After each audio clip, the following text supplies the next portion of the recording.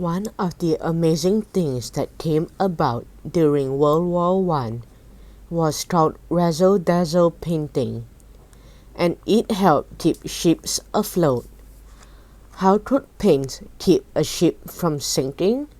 I believe it or not, the answer has to do with zebra stripes and paintings by Pablo Picasso.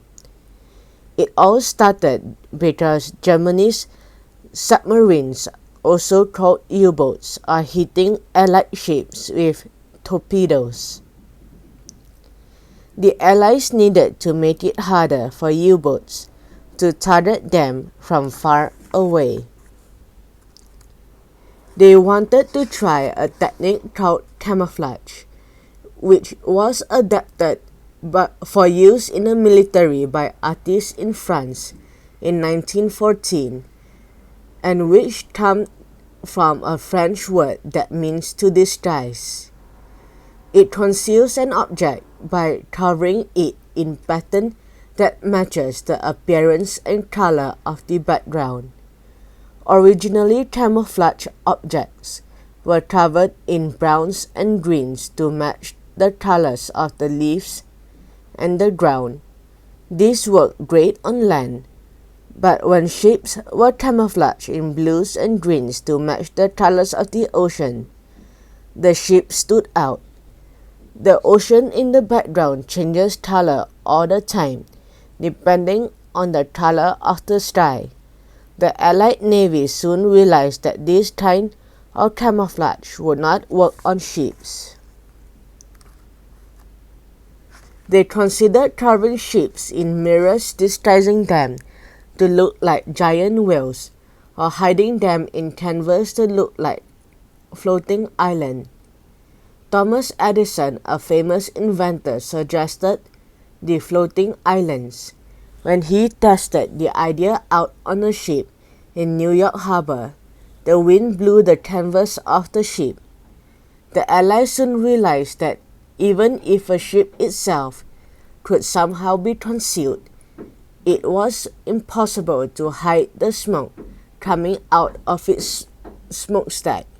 They needed to find another way.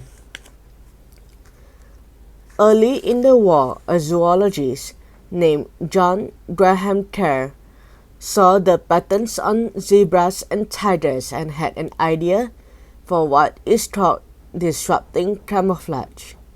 Instead of blending in with the background, this kind of camouflage uses bold lines and colors to disrupt or change the appearance of an object to confuse an enemy.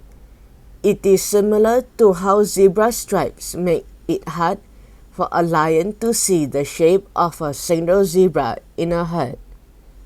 Kerr shared his idea with the British Navy, but no one took it serious until 1917 when a British man named Norman Watterson expanded on it.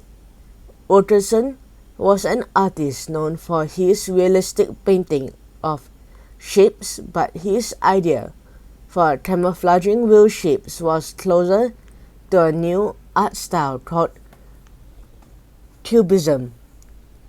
Cubist painters like Pablo Picasso and Georges Braque make paintings of objects that look like they were in fragments. If they made a painting of a guitar, for example, they did not just paint the curvy outline.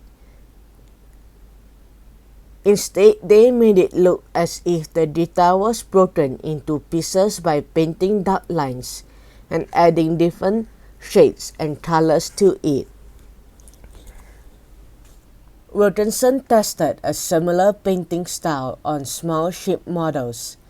Up close, the bright patterns make ships stand out even more than usual.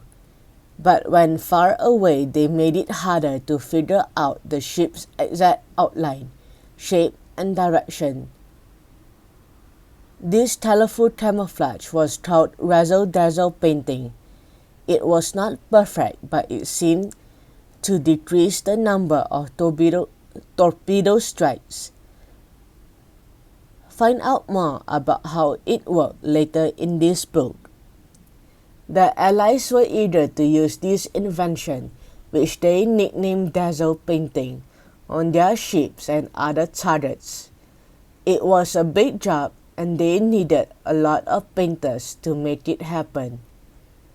At that time in the United States, women were not often encouraged to work, but since many men were busy fighting in the war, women had the chance to contribute.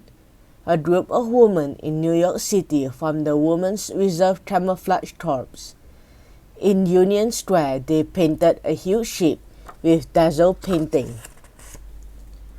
They tested out camouflage outfits called rock suits, which were meant to look like boulders by hiding in plain sight in Central Park. Their disguises worked so well that the police said that they could only find the camouflage woman in the park if one of them moved by mistake.